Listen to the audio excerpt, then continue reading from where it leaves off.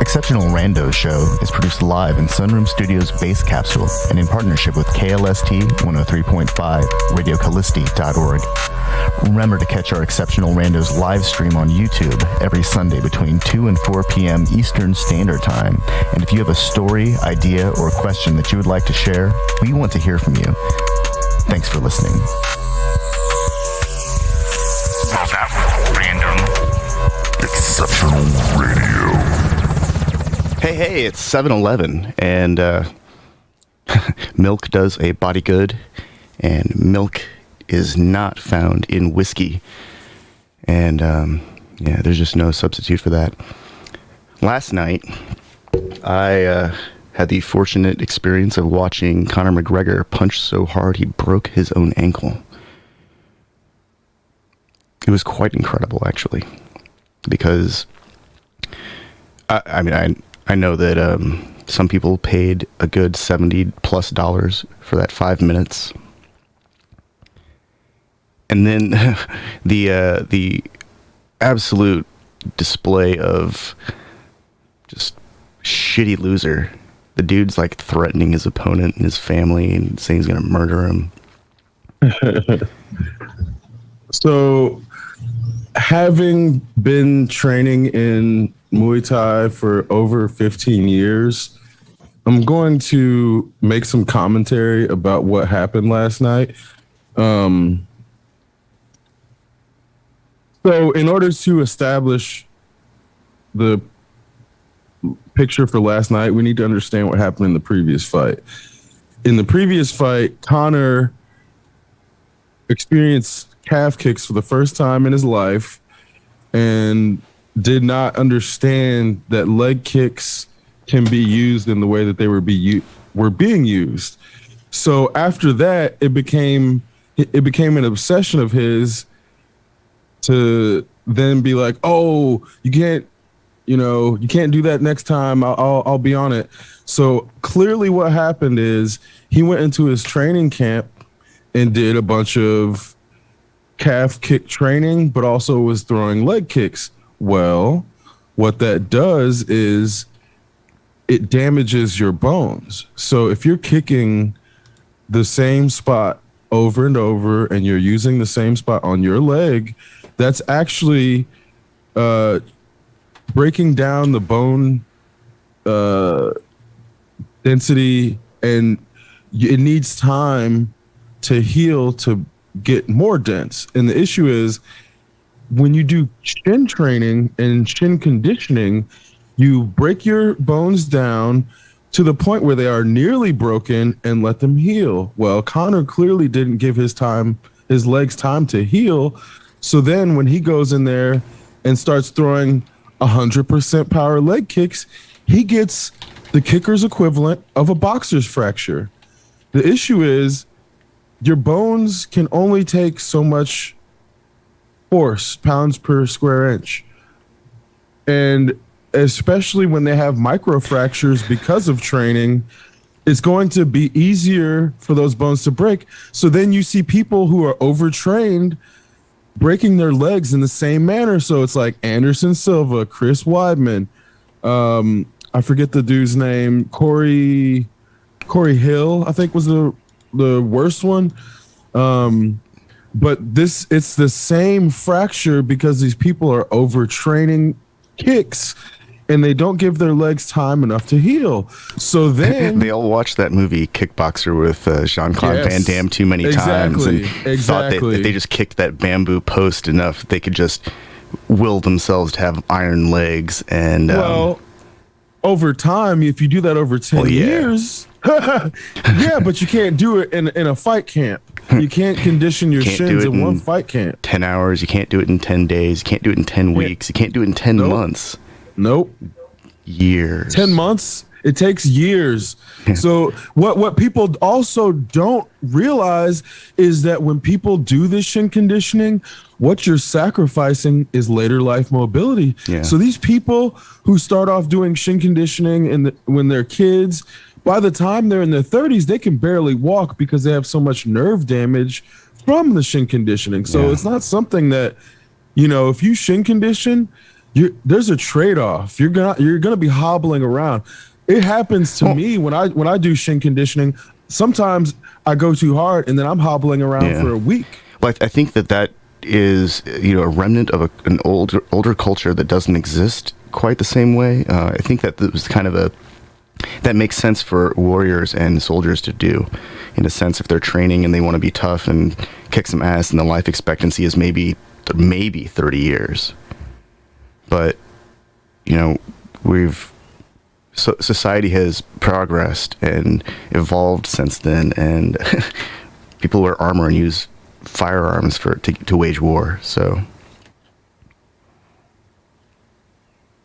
I'm sure there's still a place for it in very traditional kickboxing leagues, probably in Thailand, but it seems like such a strange thing to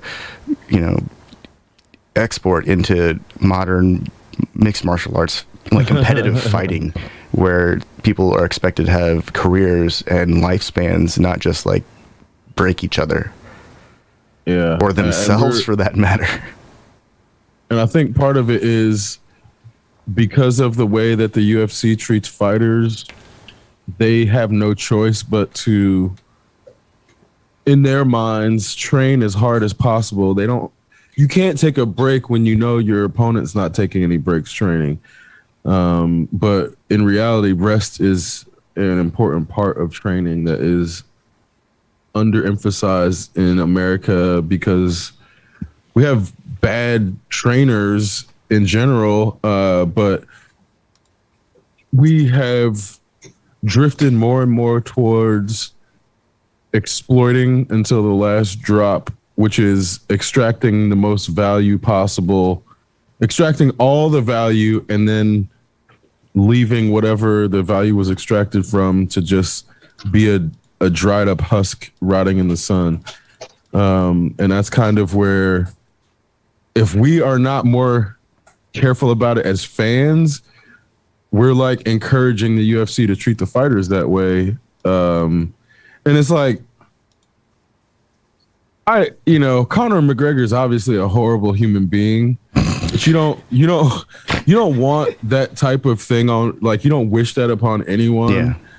But then when you have this person being an openly horrible human being and being antagonistic, then it invites people cheering that. It's I wouldn't judge someone for cheering him having a broken leg because he talked a whole lot of shit and basically invited that. So in this environment, I think that type of character only makes things well, in what other professional arenas can one openly threaten to murder someone or their family members and not be penalized somehow, fired. Which he should be, and I it's mean, like the only reason he's not is because Dana White isn't like keeping tabs on it. You couldn't say that shit in the NBA. You couldn't say that shit in any other fight in any other sports league. In any industry anywhere on earth except for maybe like cartel, mafia. If Naomi Osaka was like, "I'm gonna kill you and eat your babies," like there'd be some serious backlash. But when we have combat sports, we'll allow the most vile shit to sell tickets. When you go back on some of that stuff Mike Tyson was saying, it's obviously way over the line, but it was to sell tickets, so it's okay. You can threaten people's children, threaten to eat people and all this stuff, and it's like, Connor didn't start this stuff. It's like this type of talk has been encouraged in combat sports for decades. Yeah. But with like Worldwide Wrestling or World Championship Wrestling, we know that Ric Flair and Hulk Hogan don't actually feel that way. We know that it's their. I don't it's even part think of the they show. talk about people's kids, though. I know that's the even in thing. that. I mean, but they're like caricatures, and we know this. Yeah. And sure, the stories get deep, and they run for an entire season, and people get really wrapped up in it. And at one point, they started to take down the fuzzy barrier between reality and fiction, and they started to make the story kind of bleed out into the real world a little bit more, but it still was always over the top, and it's still entertainment. But I'm not sure how entertained I am by listening to somebody threaten what amounts to their colleagues. They're professional colleagues. Like, holy shit. If someone in academia threatened one of their colleagues, they'd be done.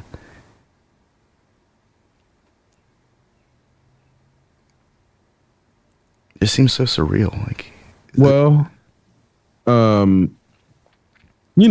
There's like some of the worst storylines in WWE history where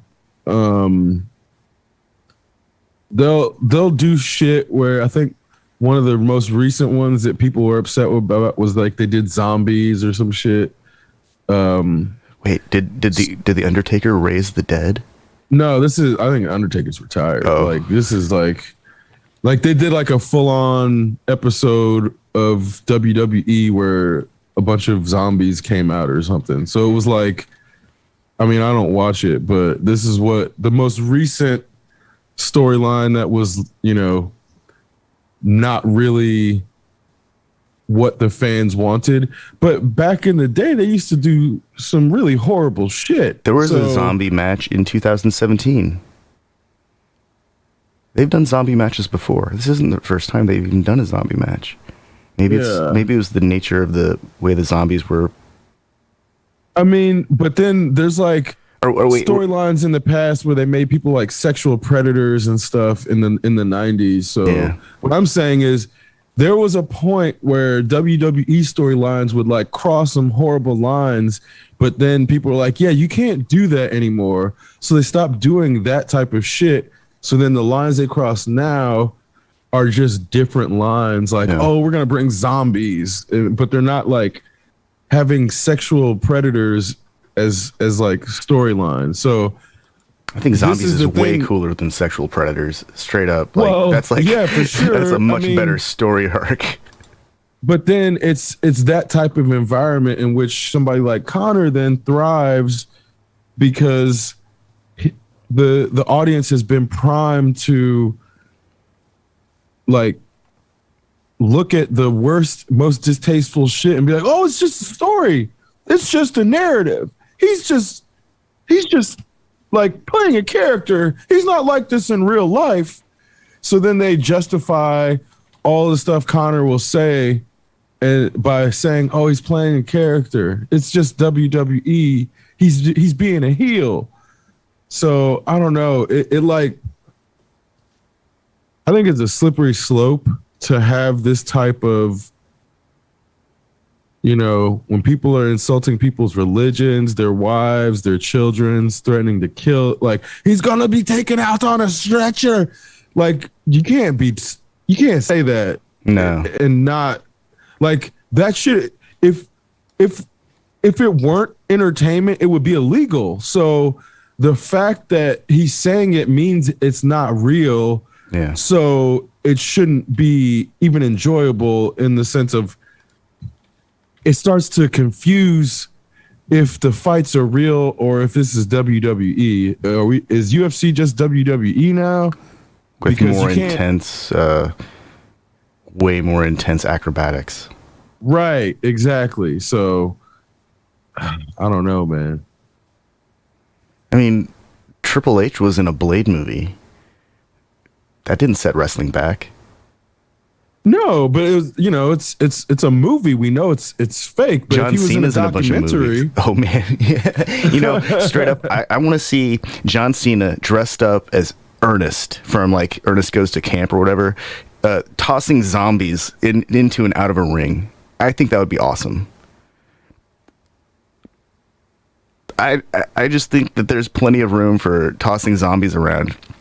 My dad used to always refer to the it's the fresh meat, and the meat gets beat up and tossed around, and they always have some wrestler that nobody is aware of. It's like their first fight, and they get beat up real good, but they get to put in some punches, but they always lose. And so like the zombies, that's a new way to find meat, except it's dead meat. It's a little bit different kind of showmanship. I'm cool with that. Yeah, if it was like a themed thing and they accepted it, yeah, fine. I mean, that's just more circus acrobatics, and that's awesome. If they can make the circus acrobatics look like some dude is single-handedly, or some woman is single-handedly fending off a swarm of zombies, I mean, isn't that kind of the fantasy with the zombie culture right now? Well, but then there's like MMA matches that are sanctioned real matches where people will wear superhero costumes. That's dope. Yeah, it's like, really blending the two in the best ways possible. But then, the way that the UFC kind of tries to make itself a sport or make itself look like a sport, but then do all of these things to give them the capacity to manipulate the outcome by like, oh, we'll bring in this random dude to fight Sean O'Malley who's never, fought in the UFC before, but we're going to put him on the, almost the main card so Sean O'Malley can look good. And it's like, they'll do that type of shit and then act like they're a real sport. Like, you're not a real sport if you have to bring in a fucking ringer to make your latest prospect look good. That's entertainment. That's fine, but don't try to act like it's a sport when they do shit like that. Because that's where I'm like, God bless Chris Mutino. His fucking head, he didn't have any head movement. They basically brought in a punching bag who Sean O'Malley couldn't put away. He couldn't put him away. He got a pity save from fucking Herb Dean. Chris Mutino was still there. He threw a punch right before Herb Dean called it. So I'm like, that was a bad stoppage in my opinion. Like, they should have just, if he's going to let it go that long, he should have given Chris Mutino the fucking last 30 seconds so then he could say, yeah, I fucking went 3 rounds with this bum O'Malley who couldn't fucking put away somebody who basically quit his job at fucking Chili's, walked in out of fucking Chili's and couldn't put the dude away. Dude just was living with his mom, man. Yeah. Like, this is not a professional fighter. This is an amateur who the UFC pulled in to make Sean O'Malley look good. Sean O'Malley couldn't put him away. Dude had zero head movement. I was like wishing I could be this dude's coach while I'm watching him. And I'm like, who are these fucking people in his corner? They're like, I think they were, I heard him a few times like screaming, move your head. But it's like, that's not going to help at that point because clearly that's not in his game. That was he should have never tried to box Sean O'Malley. He should have been trying the entire time, just chasing him, trying to take him down because he had him on his heels in the first place. Well, guess what? Chris Mutino's striking is terrible. So if I'm his coach, I'm saying, look, this dude clearly is going to try to box you this entire time. Don't try to box him. You have garbage head movement. Just chase him because he was chasing him anyway. He's just wearing him down. Like, yeah, he was on the way to doing that, but then his dumbass coaches were trying to be like, move your head. No, fucking chase him down. Run after him if you have to. Because it's like clearly the punches weren't taking him out.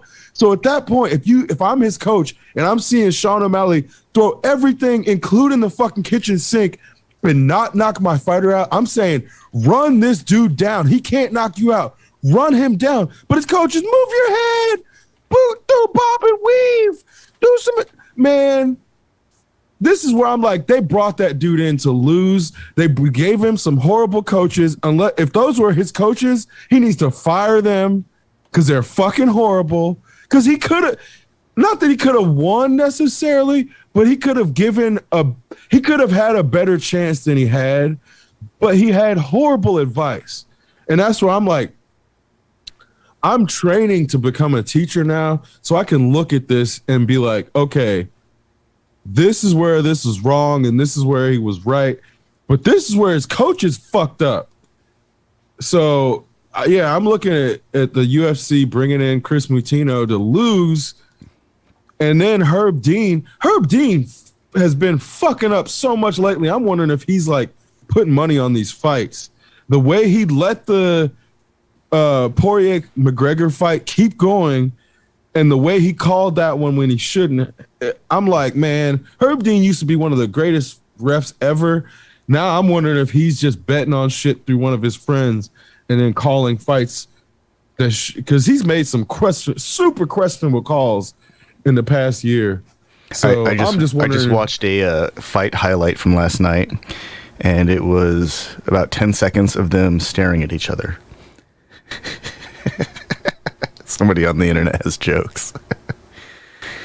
Oh man, yeah, he's like tiny compared to O'Malley, which is weird. Yeah. I mean, they brought him in to lose, man. Yeah, he's not moving enough, but he's also he's not keeping his hands up. Wow. No, he's got terrible striking. His striking is absolutely horrible. They shouldn't. It's fucking horrible. What was that they had like a minor league for a while that Sean O'Malley was like dominating. It was like it was their free fights or whatever. Oh, Contender Series. Yeah, the Contender Series. Yeah, this Chris Mutino guy needs to stay in the Contender Series for a little bit longer. He was never on the Contender Series. Oh, then they should have put him in the Contender Series. They brought him in out of another like minor organization because O'Malley's original opponent had something happen to him. So this was like this dude was brought in the last 11 days, seriously quit his job at like Chili's or some shit and was living with his mother. I'm not exaggerating. I'm not making any of that stuff up. It may be like Applebee's or something. The restaurant may be wrong, but his story is like I'm saying. He just quit his job, was living with his mom, and the UFC brought him in because O'Malley's fucking opponent dropped out for some reason. So this dude came off his mom's fucking couch, bro. He had 9 wins in minor leagues from CES and CFFC, and had 4 losses from those minor leagues, and then went straight into UFC and went almost 4 rounds. He almost went 3 rounds, complete rounds. He almost got to the 4th round. Wow, so close. Yeah, and that's what I'm saying. Like, if this dude did that with no camp, he didn't have a camp, man. And this is what I'm saying. When I mean he came off his mom's couch, I don't mean like, oh, he's a bum. I mean like he was just working. He had no idea he was about to fight. And the whole reason he made weight is because he's tiny. They brought in this tiny. He usually fights at 125. Yeah. So that's how he made weight, because he didn't have to fucking cut weight. He's already walking around 145. Like, anyway. So that's not right then. that's why he wasn't in shape. He didn't have a camp because he's a last minute fill. Sean O'Malley shouldn't have really fought on this card, but the UFC's like, hey, we'll bring you this guy. And it's like the way that they should have just cut the fight. Instead, they bring in this dude off his mom's couch. This ringer, he's a ringer. He's just he's some meat. He's they're gonna tenderize him a little bit. He's only got one official statistic within UFC, so he's 0-1 in UFC. It's better than well, no, actually, it was better before with all the minor league wins too. 9-5 is, I don't know, is 9? Yeah, 9-5 is better. God. Well, maybe we're gonna see a change in combat sports over time. I think eventually people will get tired of this kind of stuff. I want to watch people who have like incredible skills do this if that's what's going to happen. I don't want to watch them just beat up some new guy. They need to spend more times in those leagues. And if they're running out of talent, then they need to figure out a better way to preserve their talent and enable them to have careers and not just break each other. Well, and a part of that is sort of the notion that the fighters need to have either a union or some sort of representation outside of the UFC, because right now they're not employees and they have no capacity to work outside the UFC once they sign a contract. So it's like only if you become a superstar do you then get the capacity to negotiate like Conor. So you have all these fighters who are basically struggling to find an audience to get negotiating power, and the entire time they're basically beheld to, I mean, it's not beheld, I guess, like on the one hand, yeah, the fighters are getting screwed. But on the other hand, a lot of these dudes, what are they going to do? Fucking go be a UPS delivery truck driver? Yeah. Not that that's a bad job, but it's like we're not talking about like rocket scientists here in a lot of cases. So it's like, just imagine, what can you imagine Conor McGregor doing if he was never a fighter? Like that dude'd be a bouncer at a club. He'd be working at UPS. He'd be working at the post office. That's what Conor McGregor would be, man, a nobody. I didn't even imagine that. I just imagined him like consuming lots of whiskey. Right. Yeah, he definitely, I mean, he's an alcoholic now, so he'd definitely be an alcoholic then. No question. I was like, what kind of... He's just a wealthy alcoholic now. Yeah. That's all. Oh. Just an alcoholic that owns his own whiskey brand. Yeah. I don't know if that's better or worse. I mean, that's kind of cool. I mean, is it? It's like a crackhead owning their own crack brand. Is that cool? I don't know. So no. A steroid user owning their own steroid brand. It's not like, yeah, good job, buddy. But on some weird level it is kind of like a shade level. Good job, buddy. That's great. You keep on doing you. Cause yeah, I don't know. And, I mean, that's what I'm looking at. Like, okay, I mean, I like playing the guitar, and I've enjoyed building guitars, but I don't want to own a guitar manufacturing company or a brand for that matter. I like cars, but I don't want to own a car company. Yeah. Neither of those things actually. Owning any kind of manufacturing company, I'm sure it pays great, but that's not. It might not even. Yeah, and that's what I'm true. like. But like, that's the thing is like, it's not even one of those things that's on my list of things that I've ever even thought of wanting. I want to own the means of production on like a singular level. I want to own it, no one else, and that's just like. I think there's something just wrong with that in itself. Yeah. Especially considering how many hands have to go into the actual process of manufacturing just one thing. Mm-hmm. Like all of the designers, all the people who translate those designs like to a product that can be delivered. Every person in the supply chain, every person in the materials and delivery and all that stuff. Like, I'm sure that for every fighter there is, for every successful fighter, there's got to be like 100 people that are all contributing to the success of that team. Yep, that's the truth.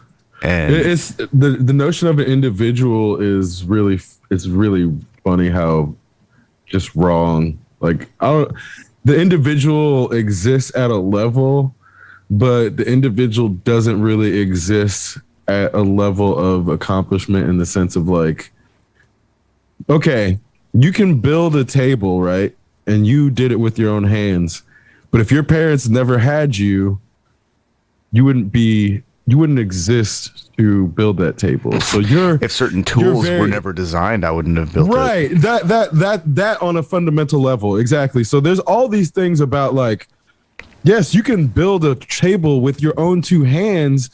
But as you're saying, if someone had never designed the hammer and the saw and the ruler before, you wouldn't be able to build a level table by yourself on that individual level. So your capacity to work as an individual is completely dependent upon the collective working together to create things like hammers. So it's like, on the one hand, like obviously, yeah, I can go build a table.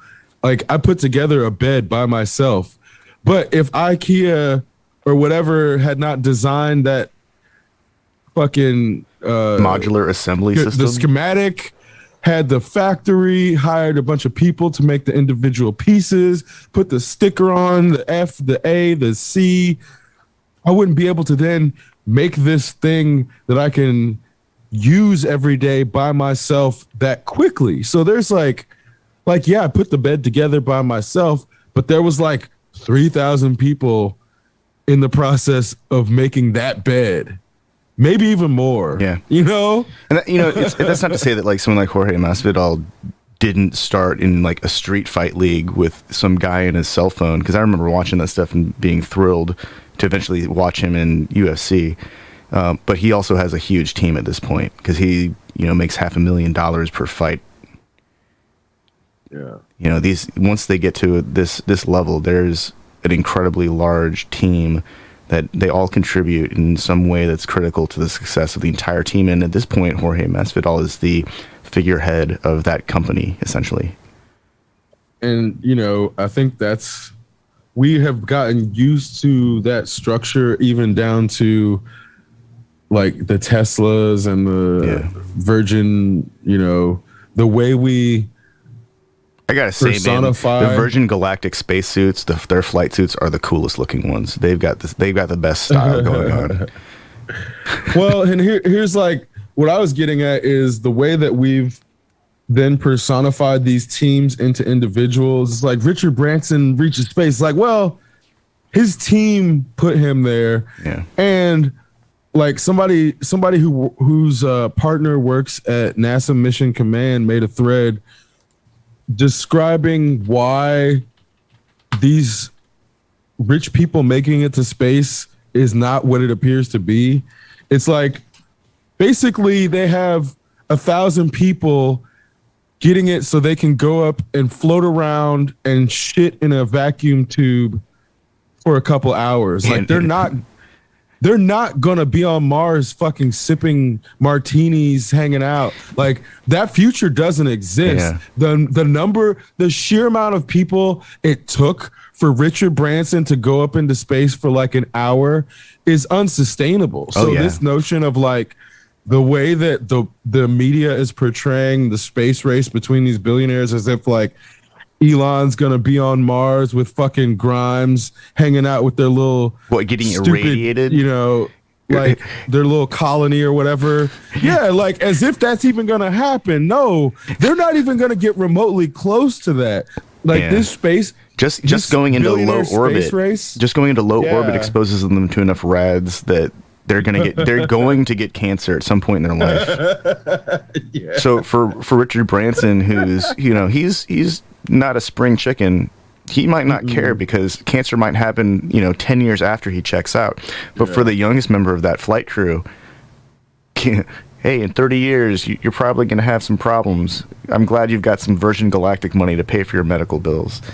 But for the people just even the moon, we can only put a person on the moon for like a couple months, I think, before they are like they're irradiated. So we're gonna have to have people living underground in caves. We're gonna be the cave people of the moon. Forget about irradiation for a second.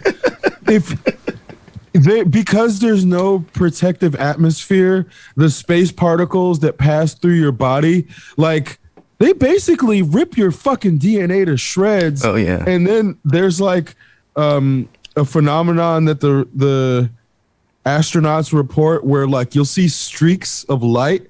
It's fucking space particles going through your body to the point that it like leaves streaks on your eyeballs that you can then see, and you're like, wait, what? Yeah, that means what just happened? Their occipital lobe just got bombarded by some neutrinos, and they experienced a visual stimulus as a result of it. And so, yeah, we don't have like sufficient shielding for that. How are we? We can't produce an ionosphere around a small spaceship or space station. This is what the astronauts have to deal with. Those are like the people who we have put in the best case scenario to deal with that shit, and they still have to deal with space particles going like streaming across their eyeballs. You think fucking Richard Branson's gonna have it better?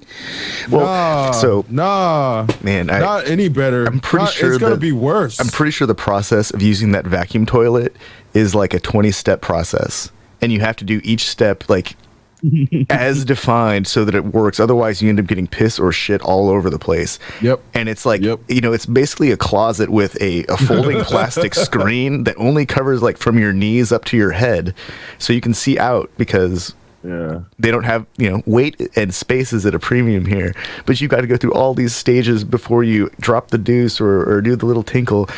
And if you do it wrong, you flood the fucking compartment with piss and shit. Yeah. And so I mean, it already smells like pee because they're in a fucking sealed container and they're recycling everything.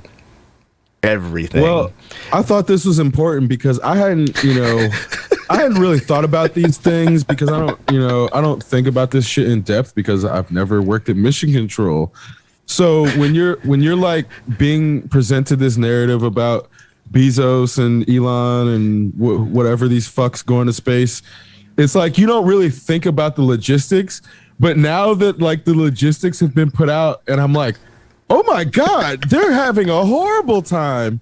I think it's hilarious that then they're trying to put on these faces like, oh yeah, I'm going to space, when in reality they're like wearing diapers and fucking, shitting in these really uncomfortable spaces. Like, their space experience is going to be terrible. Aside from the fact that they're in space looking down upon the plebes, like, I understand that that's going to make them feel good about themselves. But while they're doing that, I'm shitting in comfort and they're not. So fuck those guys. Like, fuck them. It's like, I'm not jealous of that at all. That's fucking horrible. Let them go up there and shit in the most uncomfortable position, in the most uncomfortable situation, while they stare down and feel like they're above me. And I'll sit here in peace. I'll sit here in peace and comfort. And I feel like I'm better off because I didn't waste a bunch of money to be uncomfortable. And it's like, man, The reclamation unit that NASA just sent into space cost $23 million to extract the water and contain the stuff that we don't want. Well, then they have to drink their own piss. Yeah. I'm not down here drinking my own piss. And this is the best part though. Part of that fluid that they reclaim is also recycled into the atmosphere to maintain relative humidity. So they're breathing in pee as well. Yeah, that's fucking horrible. They have to bathe in it. They have to drink it, because then they can't just take extra water up because of the weight. So it's like when you're calculating a trajectory that has to be accurate to the gram, you just can't take extra water.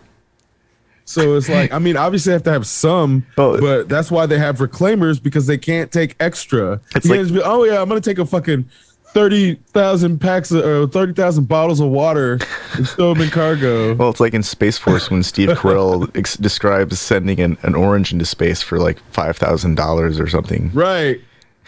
Exactly. On some level, it's a joke, but it's actually it's not. It's not a joke. It's very realistic in terms of what it costs to send anything into space. The whole reason that show was funny is because they were being accurate. Yeah. Then people, it's like, it seems too extreme to be real, but that's why it's hilarious, because then you're like, oh my God, it's dark comedy, really. Yeah. Well, people don't, I mean, we like to think of ISS being in space, but it's really only 255 miles up. And our satellites, our communication satellites, are flying around the Earth around 23,000 to 28,000 miles. 23 to 28,000 miles is a fucking long distance. That's like back and forth across the country several times. That is an absurd distance. I mean, some people might put that on their car in like an entire year, but I don't think people realize just how much space we actually have, and how much of it is full of junk, and just how absurd it is to that people think that this is a good idea. We're gonna go hang out in a pod that's falling in some realistically impossible to determine direction, and because then it's like people are like, oh yeah, we'll go to the moon. Well, that's like 230,000 miles away or some shit. People put that on their car during like the entire lifetime of the vehicle. 238,900 miles to the moon. I mean, I think my truck has gone like 240 to 260,000 miles in its entire life, and it's 26 years old. So 26 years of normal driving to get to the moon. My car is 21 and it hasn't even hit 100,000 yet. So that's why I'm like, yeah. I'm not driving to the fucking moon. I haven't even made it on my car yet.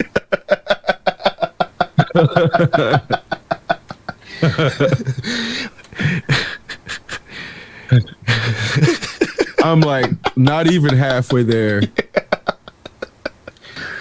Oh man. And you know, these distances are so massive that people just don't think about it. Like, yeah, just imagine driving for 20 years and still not being at your destination. Yep, we got about 7 more years to go. At that speed, because then you realize how fast the rockets have to go to get there in a short amount of time. So my car is 6 years old, and 6 years old. It has 50,000 miles. So at that rate, it's going to take, another 18 to 24 years at least. We're looking at a 30-year drive almost. But when you, yeah. Imagine trying to do that. Yeah, in a tiny ass capsule the size of like a small sailboat. When I say small sailboat, I mean it has a cabin and it has enough room to like sit in and move around, and a little cabinet to pee and poo into, but at least you can go out on the deck and breathe. Your back would be permanently like curved. Oh man. Without gravity, our we lose calcium and our bones turn to goo. Yep. And that's, after a year, they know that it gets really bad. But what's his name? The astronaut Kelly. Kelly, who has the twin brother on Earth, and there were differences in their DNA when he came back, and he was shorter because his bone mass had deteriorated and he had shrunk. Ooh, I think it like reverted after a year or so. yeah, but still. Oh yeah, but still, that's Holy horrible. crap, that's horrible. Yeah, that right there that's going to be the reason that it's going to be difficult to go anywhere in space, because they're going to have to simulate gravity the entire time so that people's bone density doesn't just start plummeting. And that's not even considering the exposure to radiation. Our astronauts can only stay up for, a limited period of time before they reach the limit of what is considered safe, and then they can never go back into space, and then they're going to get cancer. So it's like that amount of time is not long enough to travel from Earth to Mars.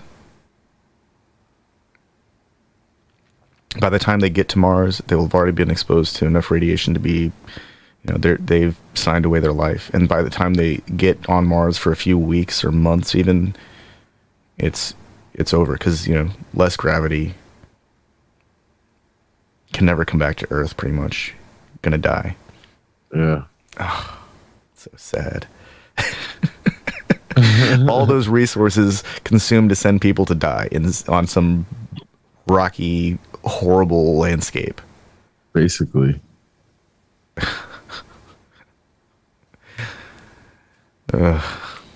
But, I think this is where everyone seems to be getting, like, there's obviously a few Elon stans left, and there's always going to be those little wannabe chads that fucking, like, will buy all the propaganda and be like, yeah, we want a space race, blah, blah. There's always going to be those guys, but imagine if the space billionaires, put their money together to end world hunger.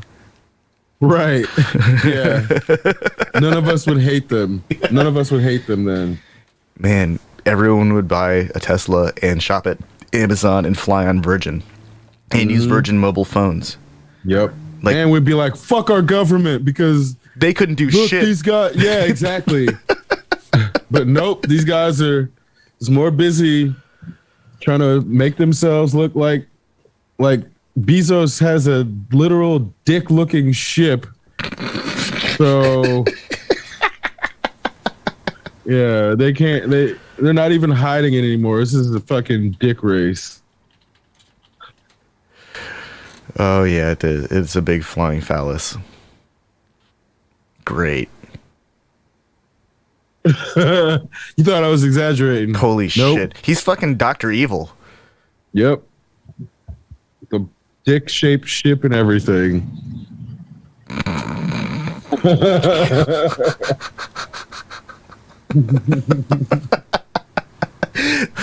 Lasers. Man. Oh, and fuck Bill Gates while we're at it. Yeah, just make sure always fuck Bill Gates. It's like, I'm tired of these like massive concentrations of wealth acting like what they're doing isn't somehow like Dr. Evil-esque. Yeah, they're fucking villains. We can all come to that conclusion now because they're not ending world hunger. They have the capacity, and literally none of them are ending world hunger. They're fucking villains. That's a villain. So fuck those guys. Fuck all of them. Yeah. I think we can come to the point where there was a period in society where we were being pushed towards gross accumulations of wealth, and there was like the MTV Cribs and that shit was on TV, and now we can most of us can look at it and be like, yeah, that was fucked up. What was society thinking? But there's still going to be a few people like, yeah, no, Steve Jobs, he deserved all that wealth. Even though Foxconn people were throwing themselves off of buildings and then they had to put up suicide nets. No, Steve Jobs deserves all that. Yeah, those fuckheads, those people are going to exist. But most of us have come to the conclusion that, like, yeah, Steve Jobs is a dickhead. Maybe we don't need any more Steve Jobs. We don't need any more Elons. We don't need Mark Cuban sitting on billions and billions of dollars if none of them are solving fucking global poverty, because that's the premise we were told, like trickle down, right? We were told, hey, if we let these dudes accumulate, it'll trickle down. And eventually you won't be poor either. Imagine but that never happened. Imagine the kind of social climate that would exist if there was no food desert anymore, or people had access to clean water and medicine and healthcare, or people didn't have reasons to wage war because they were given access to resources. But on that same note, we also got to stop building fucking mega cities away from ports. Yeah. That's not natural. Las Vegas is not natural. A mega city that is not on some sort of moving body of water is not natural. It's 100% not. The way you look at mega cities, the way they build up, they're supposed to be on ports because that's the way they've naturally built up over time. If you look at all the mega cities, it's because they're at a port. That's why they happen, and that's why there's a bunch of different people in those areas. Those aren't supposed to exist in the middle of a fucking desert. Yeah. Well, those are emblematic of opulence and extreme wealth, and the fact that they're available to regular people is just a concession so that people can, have some kind of shadow experience of what that world really is. But I mean, there's an entire floor for high rollers for one game that nobody ever gets to see because very few people walk into a casino and have to, take their suitcase straight to the safe. Like maybe 1 out of 1,000 people or 10,000 people show up and actually need to put something in the safe. Yeah. And they're not bringing like local currency. Nope. And that casino's like, yes, we'll take your foreign currency. Here's some chips.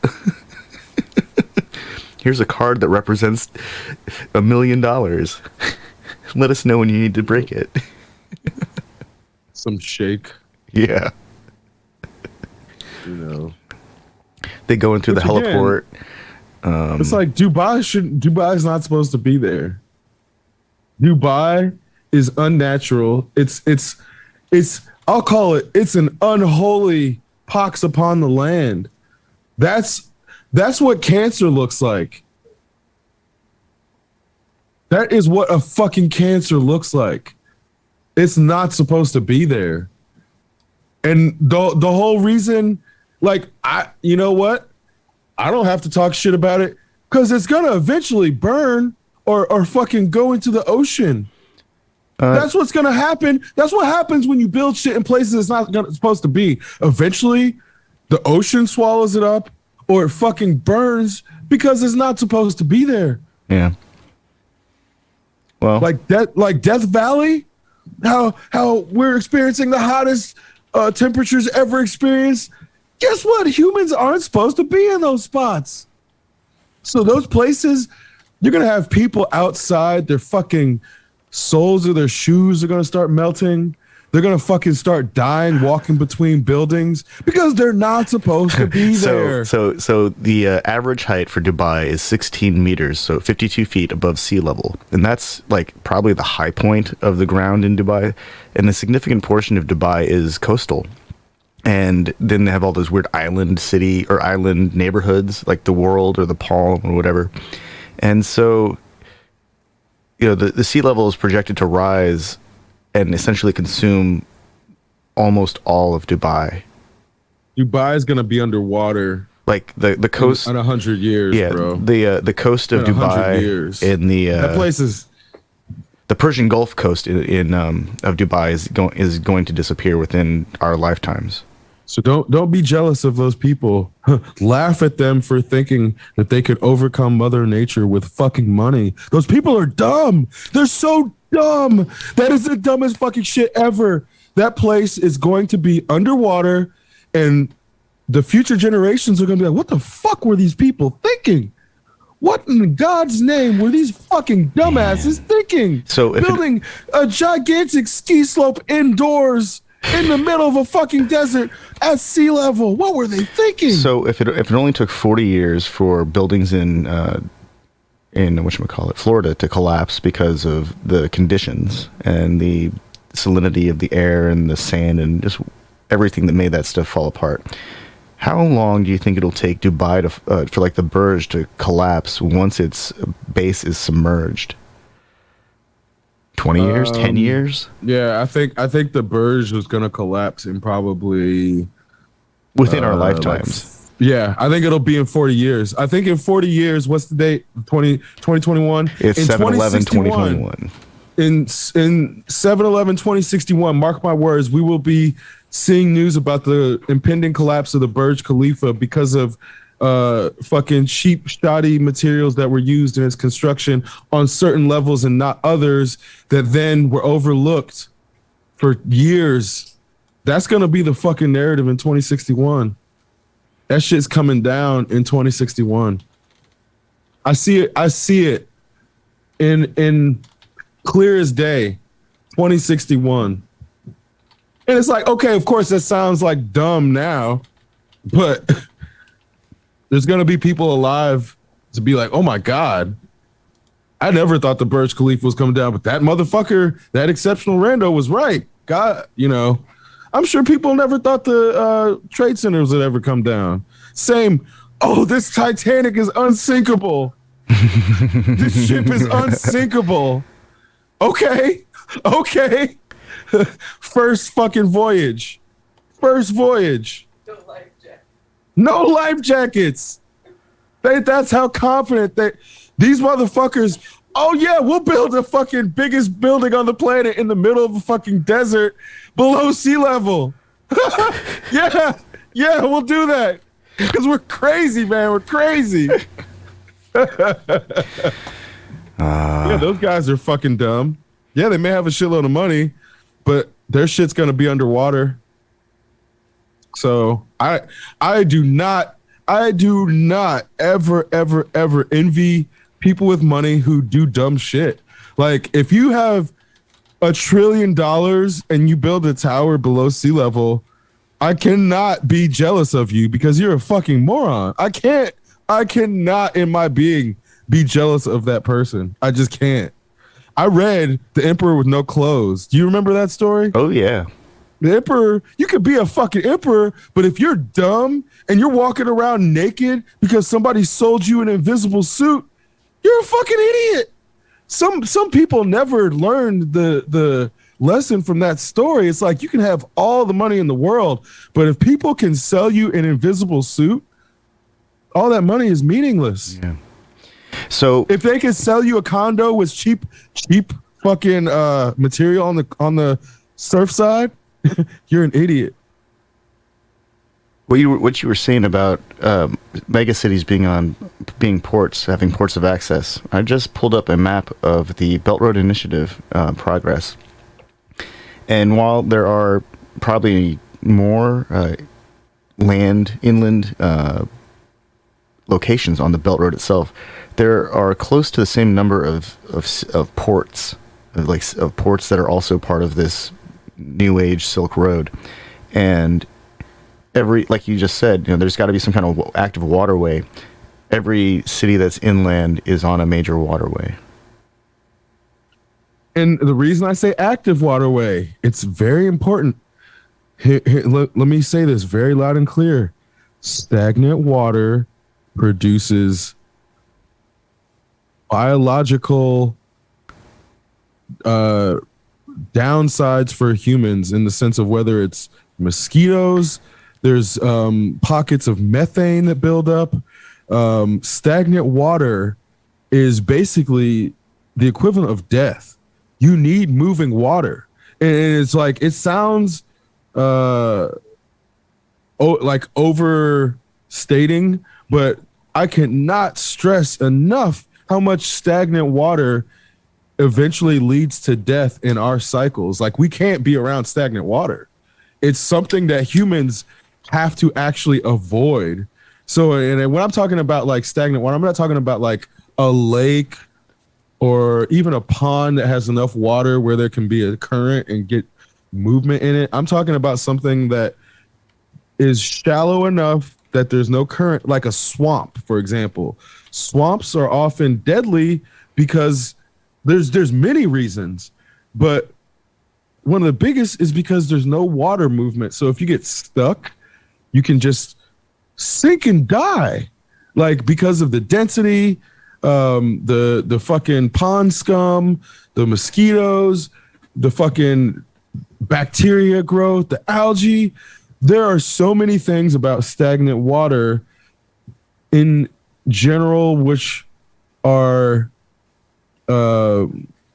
actually counter effective for human civilization as to why we as a species flock towards moving water specifically. It has to be moving water, not just water. It has to be moving. Even moving water. We polluted Lake Erie so heavily, like in the 1960s, even it was declared to be a dead lake, meaning that it contains like all sorts of nasty chemicals, fertilizers, pollutants, like phosphorus and nitrogen. And these things lead to algae blooms, and these things consume oxygen in the water, which kills off the life in the body of water. And then that's it. It's basically a cesspool at that point. This is one of our Great Lakes. We dumped so much crap. It's like the algae blooms are visible from the air. That's pretty terrible because the Great Lakes are all above sea level, I think. I'm pretty sure. And so those are supposed to be our fresh water sources because they're, chemically different from salt water in our oceans, and probably chemically different from other bodies of fresh water because they're segregated. Yeah, and we're just not good enough at desalinization yet. Yeah.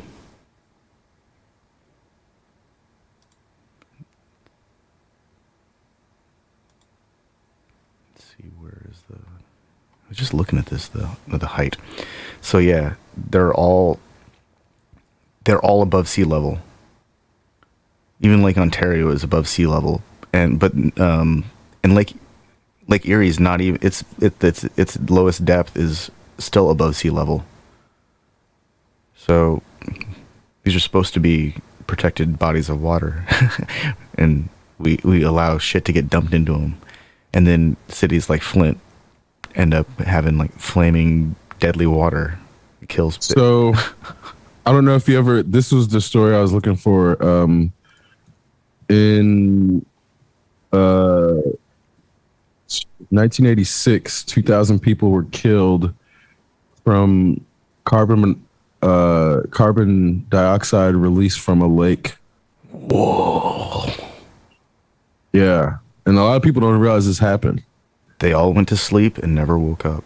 Yep. Wow. And it was like because of the volume of gas. Weight. Yeah. So this is the type of shit where I'm saying like we don't really think about this type of thing in general, but this is, again, one of the base reasons why humans move towards like moving bodies of water and not stagnant bodies of water.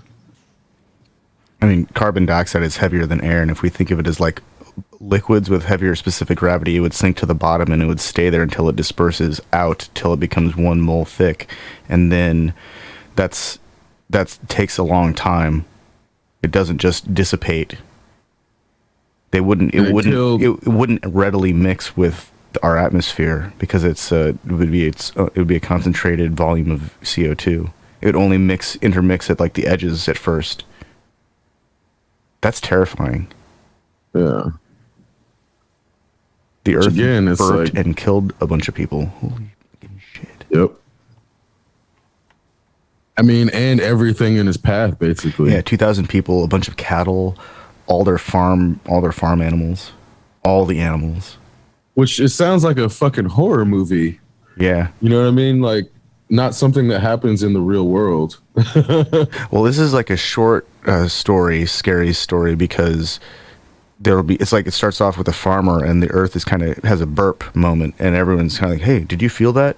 And then, later everyone's, it's like the evening and everyone's kind of doing their thing and people are out hanging out or shopping or whatever. And then another little tremor and then people just are like, what was that? Well, we better get home. And then everyone goes to sleep and that's the end of the movie. It's 5 minutes, 6 minutes.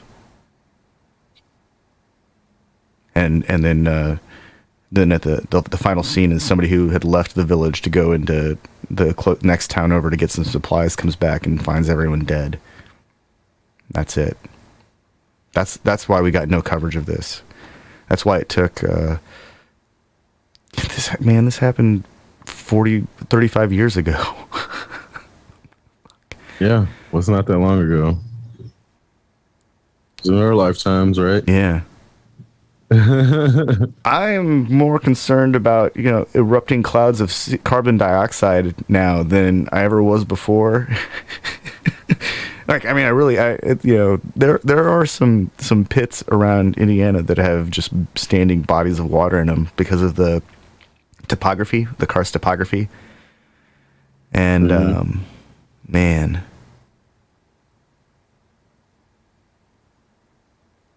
Ugh.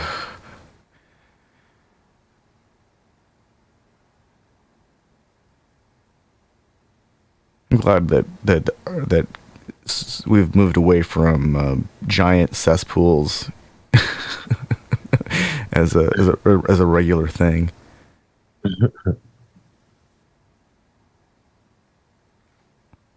Yeah.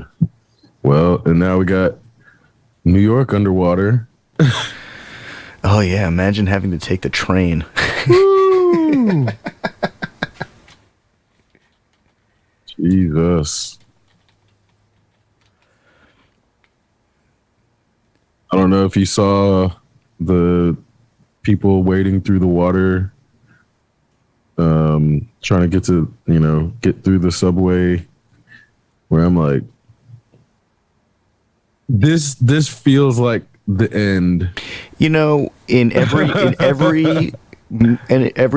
dystopian or post-apocalyptic or zombie or whatever movie where there's some horrible shit going on, you don't go down into a pit. Right. In every natural disaster movie that I've seen, including the one with The Rock where like the West Coast floods because of some earthquakes, like you don't go down into the flooding pit. I don't care how good the job is. If New York is flooding, you stay fucking home. Mm-hmm. It's like, yep. It's a city that when it's not flooding will eat people alive. Imagine when it's flooding, it's just like, oh, get in my belly. Imagine your city's flooding and your boss is like, yeah, you still have to come into work or else you're fired, which is like probably most people's experience. And I'm totally like going to work, going in with a bucket of water. Fuck. Yeah, New York is flooding. Hey, come in. We got to make some more bagels for tomorrow. Right. hey, this truck of meat's not going to unload itself. Get in here. For $12 an hour. For $12 an hour. Come on. Who's gonna flip these pies? Oh man.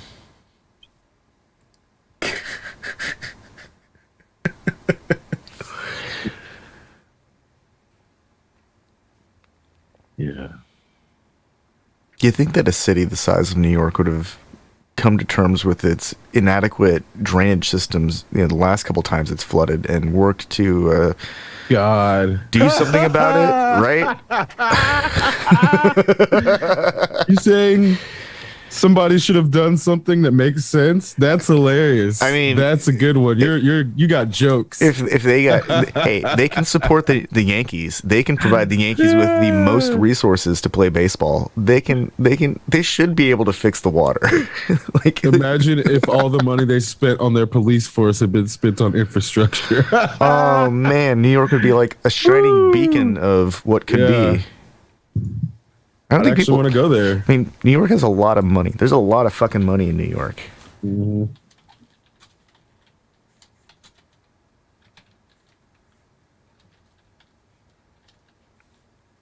I mean, their police budget is even though it's been reduced by 1 billion, they have, Jesus Christ, 10. You've got to be kidding me. It's like a $10 billion police budget. oh well, that's interesting because in 2019 the economy of New York was 1.75 trillion. I mean, it's like 5% of their, less than 5% of their. Jesus. Well, but New York's total budget is no shit, their revenue is only 63.5 billion. Yeah, so they're like over 10% of their over 10% of their state's budget is going to the police. Yeah.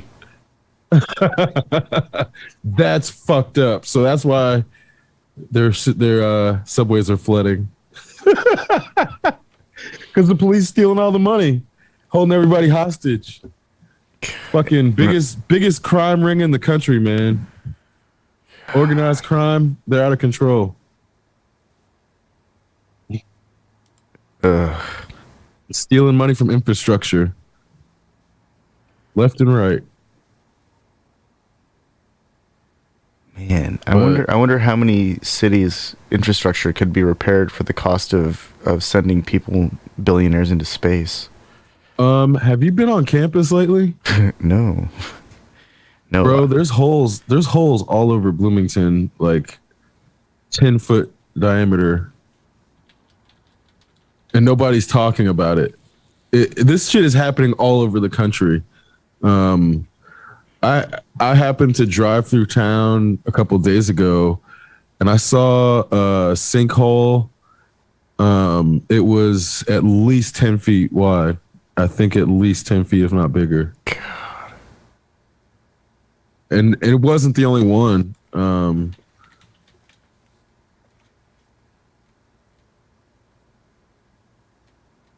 The last big flood we had separated a lot of roads from the earth.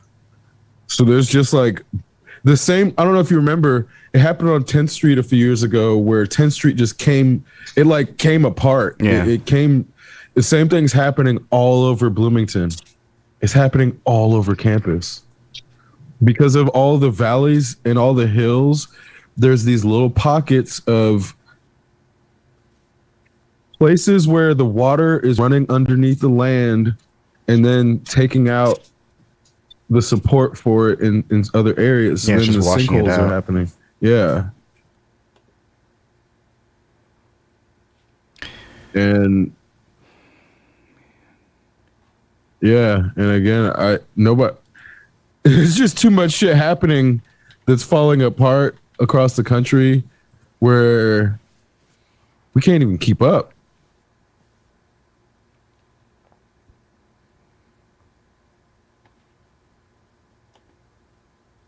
It costs $6 billion. No, was it one seat?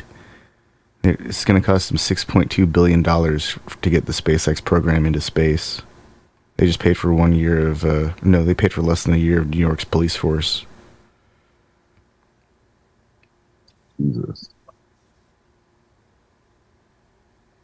I think that's for one launch.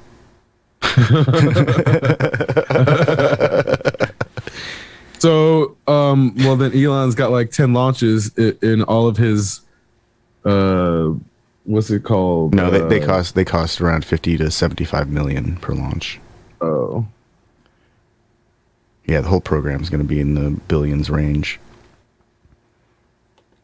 Probably a lot more once they make it try to expand to commercial endeavors. There's no way that they can just subsidize this with Tesla speculation. I bet that's what they've been doing. And that shit is like probably going to run out at some point, and then they're going to be left with a bunch of Tesla shareholders like, where's our money? And he's like, well, I went to space. You saw me go to space. You know, Where'd you think that money came from? I know what happened to every old ass electric golf cart that you ever used at a golf club. Mm-hmm. Eventually their batteries die, and the batteries are more expensive than replacing the whole fucking thing, because they're like 10 to 20 years old or whatever, and some are older, and they just replace them. And that's the long-term fate for these cars. It's going to cost so much to buy one that you have to replace the battery on, and then the battery is going to cost X amount of dollars more. There's no way that a 10-year-old car battery in an electric vehicle is going to be able to have the same kind of performance as a brand new one. No. And so it's just a stopgap until we get to a better solution, right? I just keep telling myself that. Maybe if they start like figuring out a way to make the algae in Lake Erie produce fuel, they can do that, right? There's algae that makes like diesel gasoline out of plastic, right? I mean, I think somebody's already designed that engine, but it's just not, It's just not profitable. Yeah. It's not that's not practical. It's not profitable. Once people can get fucking fuel from salt water, how you gonna make money off of it? Well, because of that, we're not gonna see that technology, because once we get it, nobody can be a middleman in our capacity to drive. So that's why we don't have that tech. Boats with large ion drive running off of actual salt in the water for their ionization. That should work. Yeah. That should totally be able to. It's old. Yeah. It's old, bro. And it's like, yeah, the fucking tech is like, I think over a decade old at this point. And not even just one company. There's multiple companies that have figured out saltwater powered vehicles. Yeah. Because they use, I think it's like aluminum nickel or aluminum nitrate or something. There's like some reaction that happens with the salt water that once you immerse the nickel in the salt water, it like basically produces electricity perpetually. So it's like you don't need to like refuel it, and thus, well, you just got to add salt water every so often, right? Right. And it's like, yeah. Oh, that's such a shame that we can't have people will be coming up with artisanal salt water solutions to power cars. And this version contains pink Himalayan salt, and it produces a smoother transition into cruising speeds. But this one contains turquoise Malaysian salt, and it is just a rocket.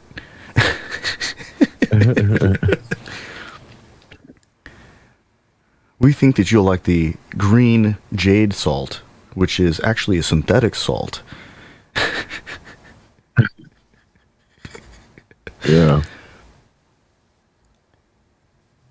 Oh no. Man, the world would be so much more fun. It'd be so much cooler if people could just embrace some new technologies instead of trying to wring more blood out of these stones. Yeah. Well, because then I'm like, I just wonder how much technology is sitting on Apple's shelves in their vaults that could be useful, but they're waiting to figure out how to monetize it before they release it. And that's where I'm like, man, this is just such a broken paradigm where the tech, it's like, well, how can someone make money off of it? They can't. Well, it's not coming out yet. I'm gonna hold on to that. I'm gonna sit on the patent. Well, they got to sit on it until they finish recovering the full value that they think they should recover from the product they have before they release the new version.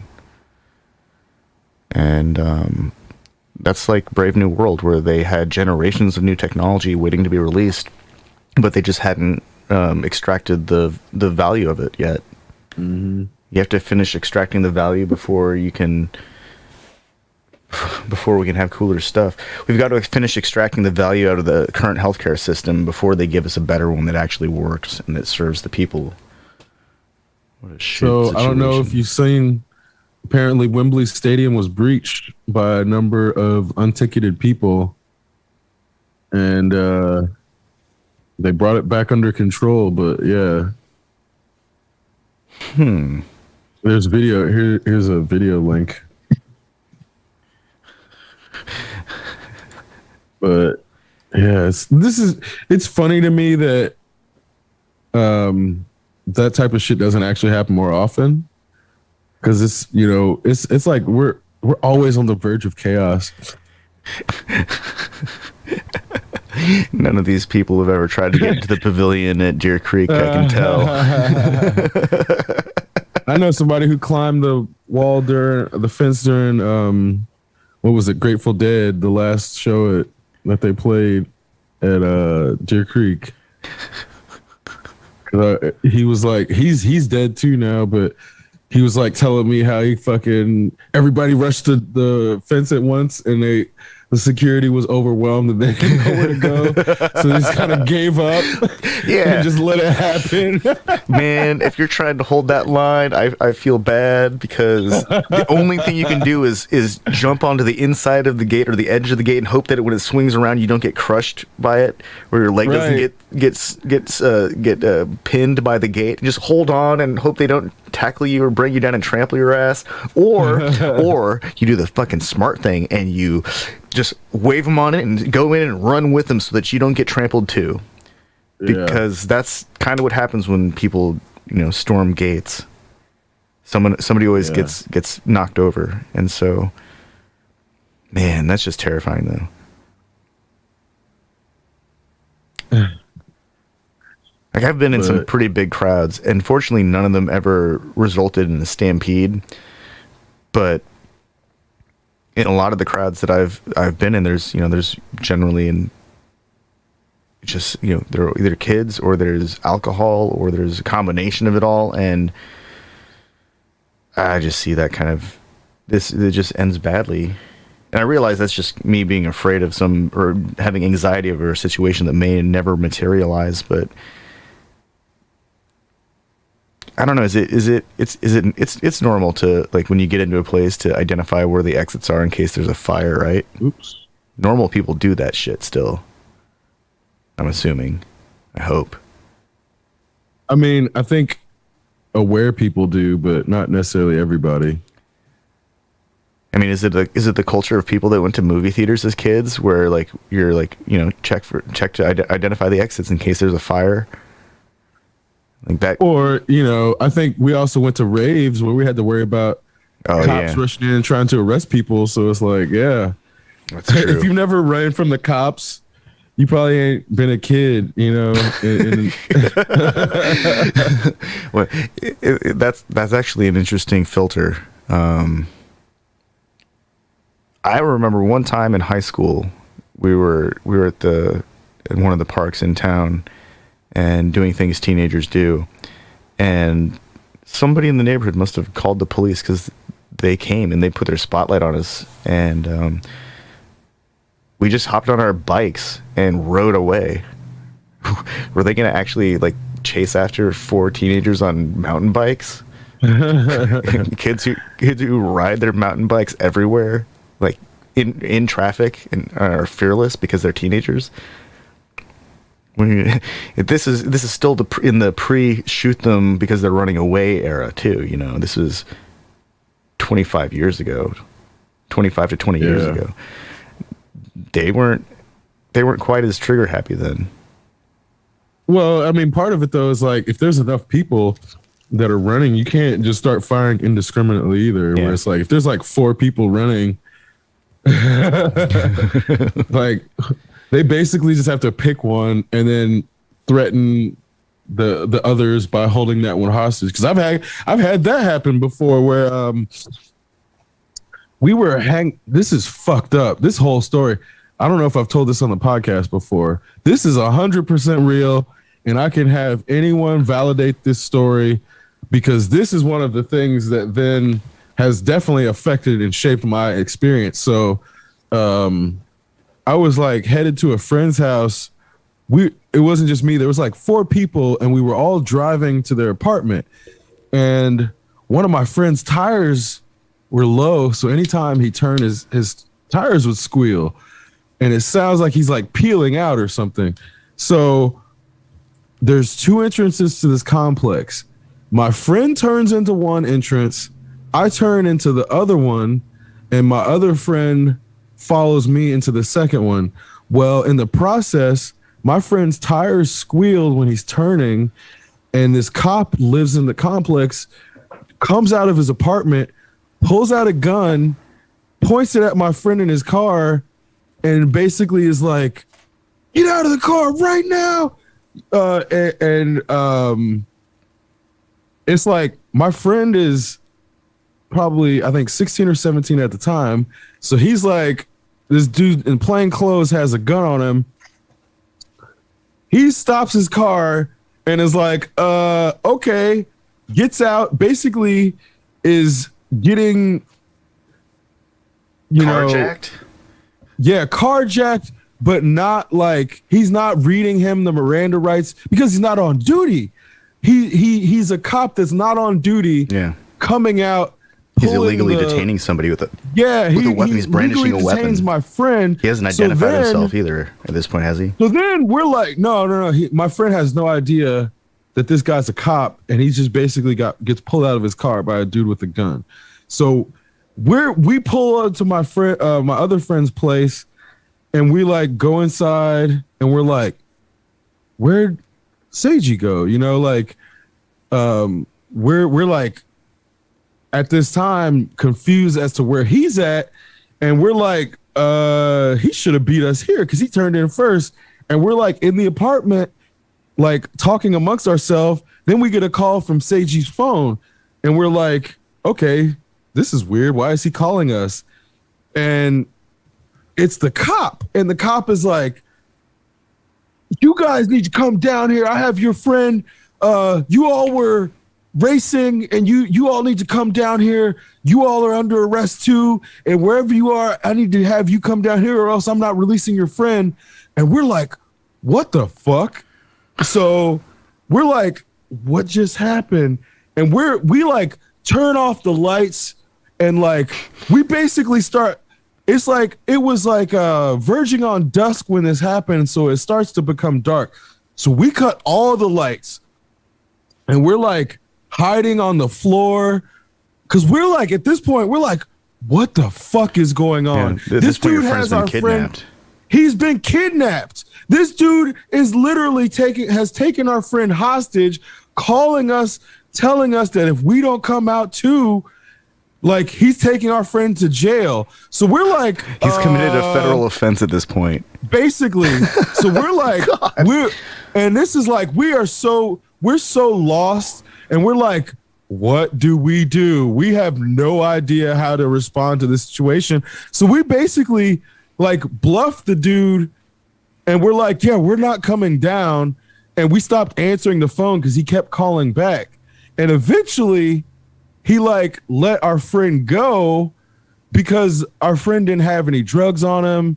We weren't racing. His tires were low, so they squeal. Yeah. So this dude was basically trying to say that we were all racing, which was not, it wasn't even true. So that was the premise under which he kidnaps my friend off duty and then tries to like scare us into coming down. So by then this was like a 4-hour ordeal. Yeah. It starts at like 7 p.m. and it's not over till like 11 p.m. So by the time 11 rolls around, my friend finally gets released. This cop basically tells him, like, you know, I'm going to let you go because I don't want to do the paperwork.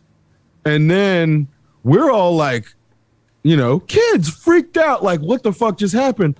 Well, not too much later, this same cop does that same shit to somebody else, and he got fucking killed because the person he did that to was actually a criminal and had a fucking AK or some kind of gun in the car and was like a criminal.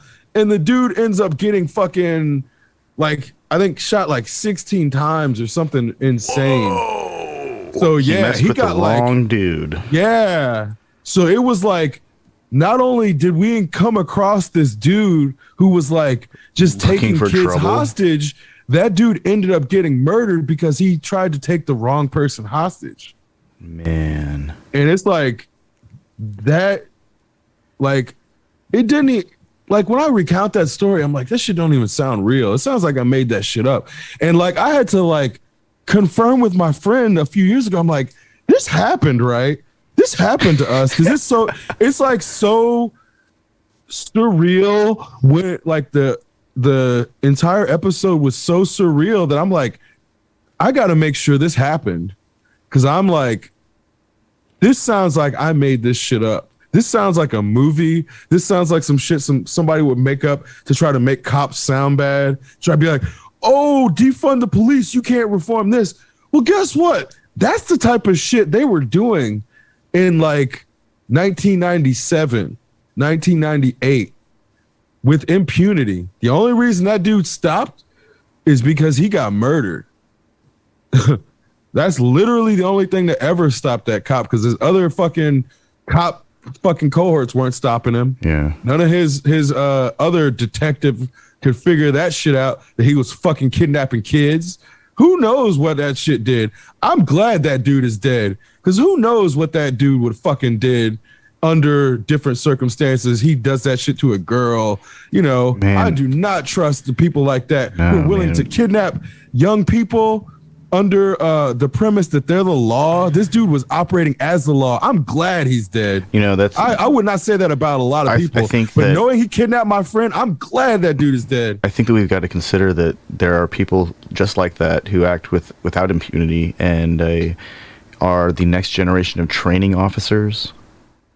The people that will train the next generation of police officers because they've been around long enough that they have experience and can impart their wisdom to a new generation of law enforcement. And so it's just like our education system. They have to go through licensing. They have to go through a lot of education, and then they've got to prove that they can do it before they're allowed to teach children. Having the authority or the experience or the experience required to and the authority to educate a law enforcement officer, that's fucking serious. That should probably require a degree in education. Just thinking out loud here. There are ways that we can reform the system they might seem uncomfortable, and it might require actually giving the police money to hire educators instead of, or at least apply some kind of actual academic process to their education system so that they can train people properly and so they can weed out bad actors from within. But, you know, apparently they can't even manage themselves, so maybe when kids demonstrate that they can't handle their shit, parents step in and handle it for them. I think that's the kind of thing that we need to, that really needs to be how it needs to be framed, is that we're dealing with a group of people who've demonstrated that they cannot manage themselves time and time again. Not all of them. There are probably some police officers who don't do anything wrong because nothing ever happens in their tiny neighborhood. But, you know, if they allow it once somewhere else, it'll be allowed elsewhere again.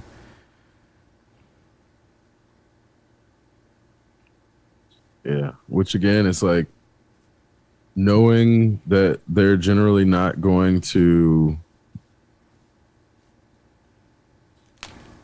they're not going to reprimand each other the way that they reprimand non-police officers and are willing to use force to enforce the law against non-police officers, then we have to figure out a way for those police officers that break the law to get found and punished. Because again, it's like,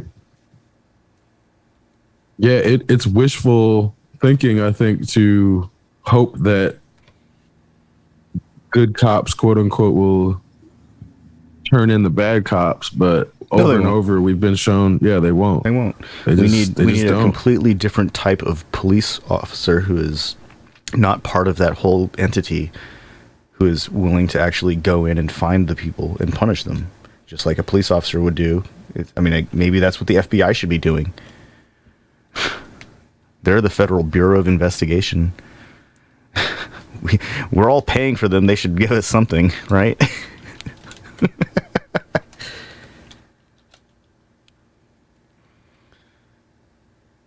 No, I'm pretty sure the FBI does a lot, and I'm sure that they've had to deal with as many institutional roadblocks as could have been thrown at them over the past extended period of time.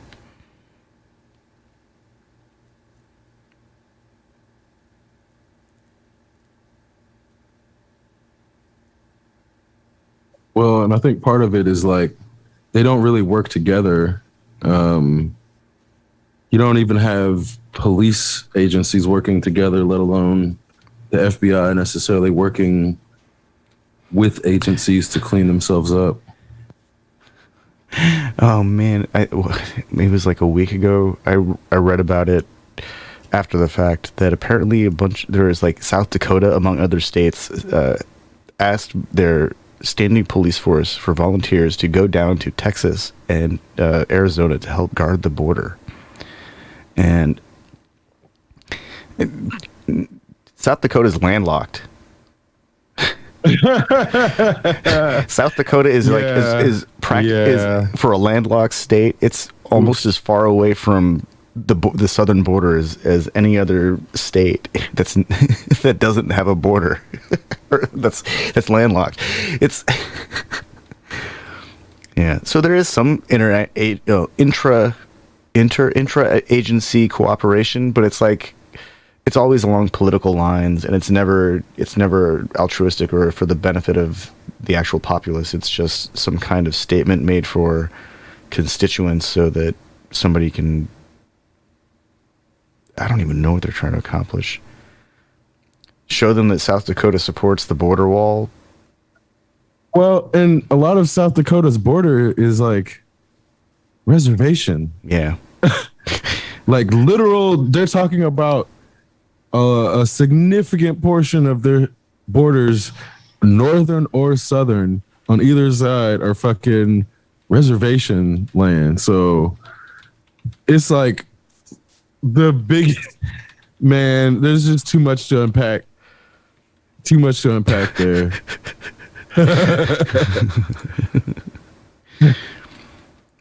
South Dakota is a very pretty place. I've driven through it. It's a beautiful country, but yeah. It is, but at the same time, there's a lot of poverty there too, which again, it's like, you know, I'm not really looking at South Dakota being like, this is a place where people are really coming here, stealing the jobs, and like, this is where they're really like, nobody's going to fucking South Dakota, man. That's some like, if they are, they're going to Rapid City, and it's for a job that they got hired to relocate to. What else is in South Dakota? Their population of their state is under 1 million. Their entire state, 884,000. Ain't nobody going to fucking South Dakota, man. Nobody's going there. For what? For what? When I look at the satellite view of South Dakota, other than the Black Hills National Forest, which is pretty interesting looking, there are very few cities that jump out. And there are a Dakota Land Auto Glass, Dakota Land Feeds, Dakota Land Auto Glass, Dakota Land. What? They're showing me all these like feed companies, these Dakota Land companies that are distributed all over the state. That's it. That's all. Those are the points of interest that came up with my Google search. I'm not even sure how that works.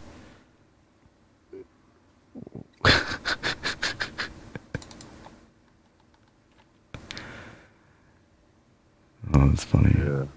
I don't know. There's a lot of reservation, yeah. Standing Rock Reservation, Cheyenne River Reservation, Rosebud Off-Reservation Trust Land, Rosebud Indian Reservation, Pine Ridge Reservation, Yankton Reservation. Here's the thing. There's a reason they're called Dakotas. Yeah. There's a reason. A very specific reason.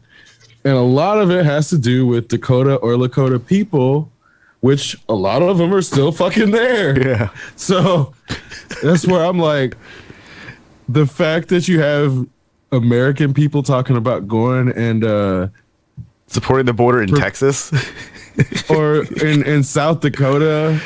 Well, Like, y'all might want to go somewhere else. Well, no, they were sending people from law enforcement from South Dakota. We're going to Texas and New Mexico. They were sending them there voluntarily. Like, you guys can go down there and help support the border wall. We'll pay you still. And so it's like they don't have enough to do in South Dakota apparently. So they took a short contract down to. I thought people were going to guard the South Dakota border. That's even more. So I was like, well, that's actually. That's why I was like, that's even more amusing, and I actually wish that had been the case because that would. Because you see, that would make just as much sense. Like, it's like people talk about like, I don't know, man. The way people talk about the borders. You think that, yeah, I would not have been surprised if someone was of the mind, I'm going to go protect the South Dakota border. That's why when you were saying, I thought that's the way it was like. Oh, yeah. Being That's actually, man, I'm going to tell the story that way from now on. Texas state troopers traveled to South Dakota to guard the border between South Dakota and Nebraska. News at 11.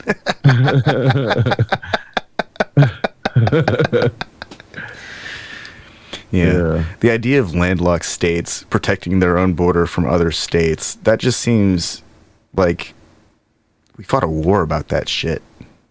Mm-hmm. And it was over slavery, and we're not. Which is why I was not that's why I was like prepared to believe that's what was happening in that misinterpretation. It's like, yeah, this happened before. Yeah. I mean, someday Canadians will be defending their border from America, right? Oh yeah. Did you hear about Philadelphia? Wait, what happened in Philadelphia? Or there's a bunch of white supremacists that went there to fucking try to like make a stand, basically, and then they got basically the shit beat out of them and chased off. Oh, Patriot Front. Yeah, they came from around the country. They were not from Philadelphia. Those people, they did not. They came to Philadelphia trying to make a point, trying to make a stand, and they got the shit beat out of them and chased off in their stupid little uniforms. They were wearing khakis and black t-shirts and wearing headdress-looking things. It's fucking hilarious too. They're wearing white masks over their faces. They're not pointed, but they're wearing a white. Yeah. Oh, man, some kind of stupid shroud. Well, good for them. I hope they got what they came to find.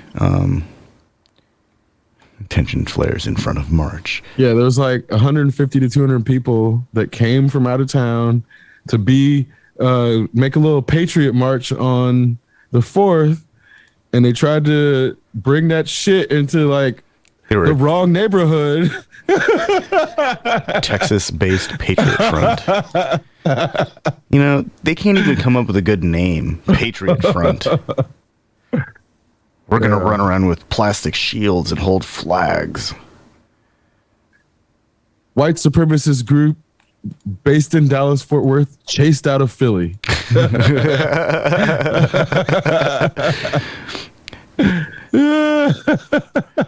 White supremacists not prepared for brotherly love.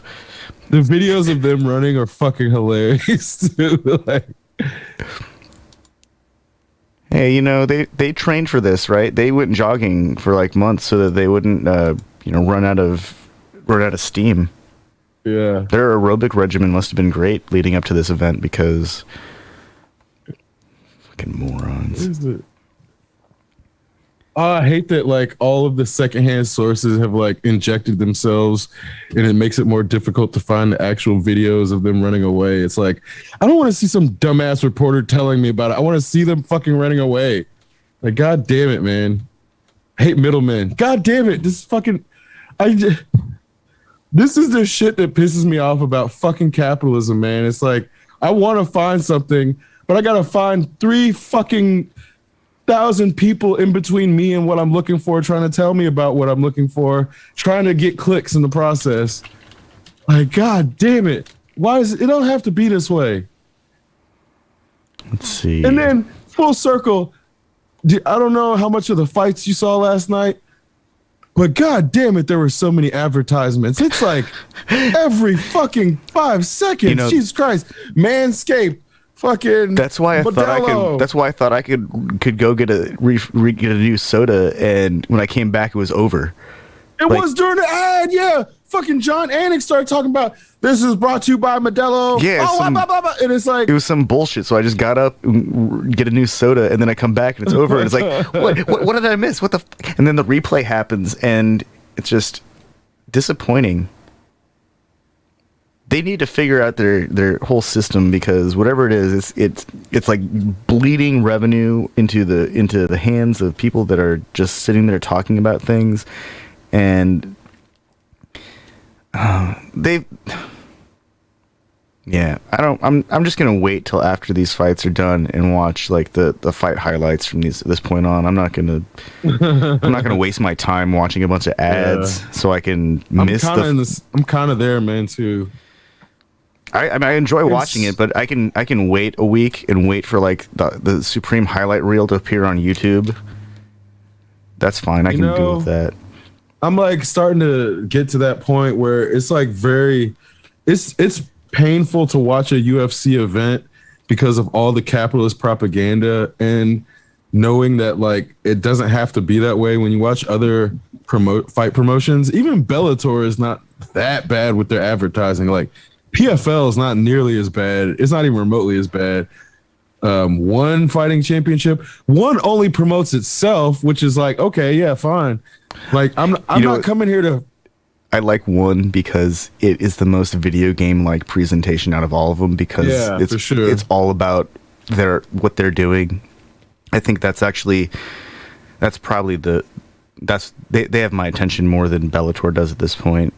Although I like the fighters in Bellator because I don't know any of them, and they always seem to like really put in the effort, and they seem well matched.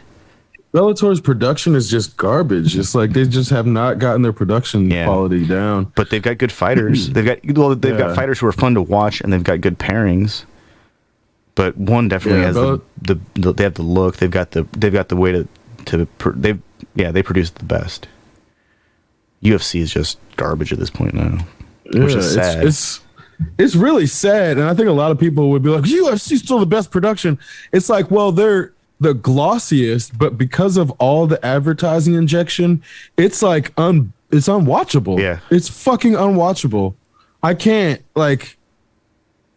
It's like, man, I feel like my brain is being violated every fucking 30 seconds by an ad during a broadcast now, and it's like I can't do that shit anymore. Yeah. And I'm not even paying for it. I'm not even paying for it.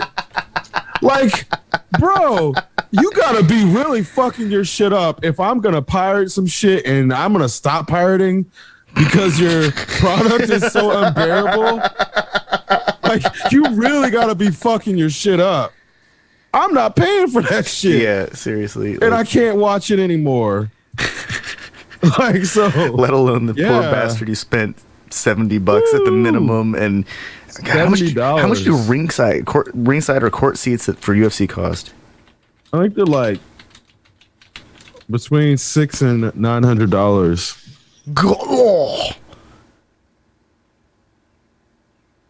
Well, for like a Conor event, they're probably going to be like twice that or maybe more, but $841 USD for one seat. Yeah. But the lowest price for a pair of floor seats was $56.95. And then after fees of $1,045 per ticket, the lowest seated pair is $7,064 per ticket. Jeez. And that's for the Conor Poirier fight. And then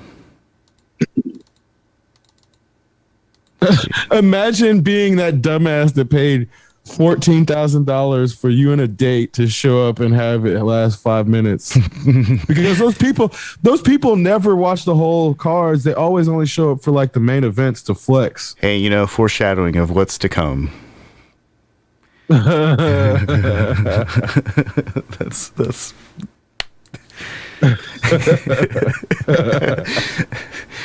it's just that's how that night works for everyone. Yep. Nobody who paid money for that is satisfied. Nope, not one person. And like, not one person. Even those of us who didn't pay money for that are not satisfied. Imagine paying money and betting money on that event and betting on the wrong outcome. Because there's a shitload of people who bet on Conor too, man. Those fucking idiots. Well, and I can call them idiots because there was a podcast in which I did a Crooklyn's Corner podcast in which we explicitly made our predictions about the fight. And guess what? I picked Dustin. I didn't pick Conor. So yeah, I can call anybody who fucking picked Conor's lame ass a fucking dumbass because you bought the hype. Sorry. If those, and again, I doubt anybody who's listening to us necessarily buys hype because that's like what we try to do is deconstruct hype actively. But I'm not gonna lambast you if you're listening and you picked Conor. I'm sorry, but if you put money on Conor, that was not a good move. So Conor beat Poirier in 2014, 7 years ago. But the last two rounds, that's Poirier's won both of them. Look at the Poirier he beat. That Poirier was a kid. Yeah. The Poirier we have now is that Dustin's father. Well, he lost in the second round at 2 minutes and 32 seconds back in January. And, they wait 6 months and he loses in 5 minutes at the end of round one because of he punched so hard he broke his own ankle. He's not drinking enough milk. Oh man. I'm not interested in seeing him fight Poirier again. I don't care about that fight anymore. There's nothing for him. There's nothing left for Poirier to prove at this point other than Conor's just mad about it. I'm more interested in watching Conor try and gain enough weight to fight Jorge Masvidal. Oh God! Because that would be amazing. Actually, you know what? That's not a bad fight to make. Honestly, is that who did you come up with that match?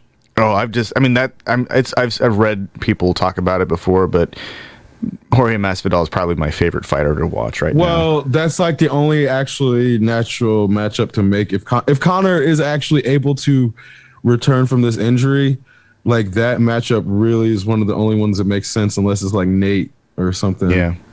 Well, Masvidal is incredible, and they both have. He's an incredible shit talker. Well, that too. Masvidal is not great. He's an okay fighter, but he's fun to watch.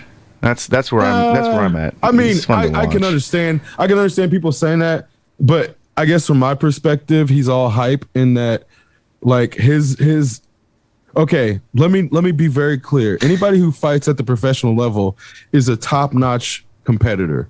That's not a question. But what happens is when you get to the top 5, people like Kamaru Usman are head and shoulders above people like Masvidal, so that somebody like Masvidal, when he goes in and fights Kamaru, they're not even fighting the same match. Yeah. It's the same thing that happened with Tyrone Woodley. Tyrone Woodley and Kamaru were not fighting the same match. Yeah. Tyrone is past his prime. A lot of people will not acknowledge that. In his prime, he would not match Kamaru because of his style. And it's the same thing with Masvidal. Masvidal is like, he's an entertaining fighter, and I'm definitely not saying that is wrong at all. What I'm saying is the way he has made himself out, he looks like he could be a champion. He'll never be a champion in any weight class. That's why they had to create that BMF belt for him. You see what I'm saying? Yeah. No. Like this is not saying that Masvidal is like a bad fighter. I just like watching him fight because the way he fights, is really fun to watch. But that's why then you can end up getting The Rock involved in promoting his fights, because he is fun to watch. That's not in question. I'm not trying to debate that at all. I'm going with somebody who's like, UFC as if it's really about entertainment. Yes, he's got some great entertainment value, and his fights are fun to watch, and his fighting style is fun to watch because he's kind of crazy. Like, so that's why McGregor versus Masvidal is actually the best matchup to make for the sake of the UFC and entertainment value, because McGregor is not a competitor. No, but he's entertaining. He is, but that's all he is now. You know what I mean? And I think if the more people are willing to acknowledge that, and this is what I mean when I say that about Masvidal, it's like he's got skills. He's a very skilled fighter. He's an elite level competitor. He's not a champion. Yeah. He's not even the baddest motherfucker. He got lucky in a window. He's a really good promoter. He didn't even used to be a really good promoter. No. That's some shit that developed in the last 2 years, which he modeled off of Conor. So even in that, he'll deny he modeled it off Conor, but yeah, he did. Yeah, he did. Well, yeah, and if anyone's actually interested in going back through and scouring YouTube for his old street fights, he's a very different fighter now than he was then. But you can definitely see his street fighting roots in the way that he carries himself on screen. There's something very raw about him that I enjoy watching. Like you can tell that he's spent a few fights like on a backyard pavement type scenario. I'll tell you what it is. I'll tell you exactly what it is. He has a mane now. He did not have a mane before. People underestimate the power of a fucking mane. And I'm talking about an actual mane of hair. Yeah. He did not have a mane before. Nobody gave a fuck about Jorge Masvidal. Before he had a beard and a luscious head of hair, nobody fucking gave a fuck about that dude. I swear to God, he had the same personality. Same personality. He really hasn't changed much. The only thing that's changed about Jorge Masvidal, he started wearing fucking Versace and Louis Vuitton, and he has a glorious mane of hair. That's the only fucking reason anybody cares about him now. I promise. Yeah. His fighting style is almost the exact same. His attitude, his personality, he's not really changed that much. He's been a shit talker. No, he kind of looks like a well-fed Khabib. Without facial hair. Well, that's why he calls himself Street Jesus. It's like, again, that whole Street Jesus, that whole moniker is alluding to his luscious mane of hair. Yeah. And again, it's like, if Jorge Masvidal shaves his head and shaves his beard, he goes right back into obscurity, bro. No, immediately. Like, he straight up looks like Khabib, like right away. It's kind of funny. If Khabib shaved his luscious beard, you think anybody gives a fuck about the Dagestani? No, he'd look like a beardless Jorge Masvidal. Yeah, he'd look like little kid Jorge, and you're like, oh, I don't give a fuck about little kid Jorge. Nobody gave a fuck about. We have definitive proof. Nobody gave a fuck about little kid Jorge, even when he was starching people in the fucking on like in the backyards. Like, same shit with Kimbo Slice. If Kimbo shaved his beard, man, nobody would give a... Like, Kevin Ferguson would be a nobody without that beard. People underestimate the power of hair and a luscious, like, mane. That shit will be the difference between a person being the biggest star and a nobody. That fucking mane of hair. Yeah, I Jason promise. Momoa. I promise. You just, dude was on Baywatch. Nobody gave a fuck about Momoa on Baywatch. You know why? Because he didn't have a beard or long hair. Same abs, same arms, same body, no beard or long hair. Nobody gave a fuck about Jason Momoa. Guess what? Jason Momoa, Ronan Dax. Yeah, he went on to Stargate and grew the hair. Beard. Nobody gave a fuck about Jason Momoa until he had the beard. We have definitive goddamn proof. It's the fucking man.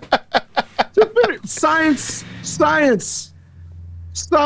Yep. Guess what? Somebody go shave Momoa in his sleep. It'll be just like Samson. His mojo will be gone. Bro, watch. Somebody shave his beard, shave his head in his sleep. Magically, nobody is attracted to him anymore. Even if he still has the abs and the pecs and the muscles. Bald ass Jason Momoa with no beard. Everybody, immediately.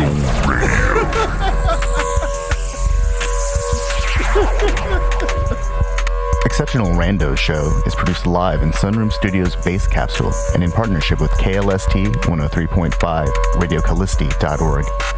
Remember to catch our Exceptional Randos live stream on YouTube every Sunday between 2 and 4 p.m. Eastern Standard Time. And if you have a story, idea, or question that you would like to share, we want to hear from you. Thanks for listening.